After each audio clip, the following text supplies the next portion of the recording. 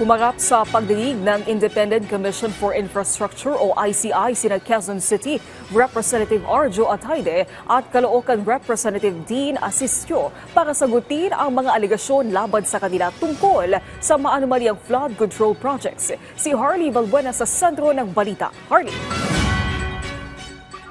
Naomi, dalawang kongresistang idinadawit sa maanumalyang flood control projects ang humarap sa ICI ngayong Martes. Pero mga hearing ay hindi naka-live stream dahil ang pinili ng dalawa ay executive session. Unang dumating sa ICI, si Quezon City 1st District Representative Arjo Atayde. Mariing itinanggi ni Atayde ang alegasyong pagkakasangkot sa korupsyon sa flood control scandal. Tiniyak din ito na hindi niya tatakasan ang investigasyon.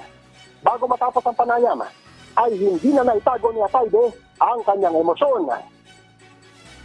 They haven't even given out anything against me or my father, and my father is also willing to go through the investigation. Wala po kaming tinatago, hindi ako magtatago, hindi ako iiwas, hindi ako lilipat ng ibang bansa. I am here to thoroughly go through the investigation to fight for my innocence po, and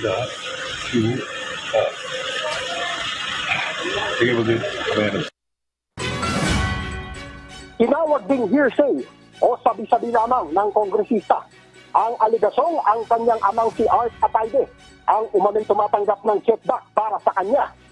Handa rin niya siyang bumalik sakaling muling kailanganin ng ICI. Hindi naka-live stream ang hearing ni Atayde dahil pinili niya ang executive session. Samantala, dumating din si Caloocan City 3rd District Representative Dean Asistio. Ayon kay Asistio, nagboluntaryo siyang humarap sa pagdinig ng ICI para linisin ang kanyang pangalan.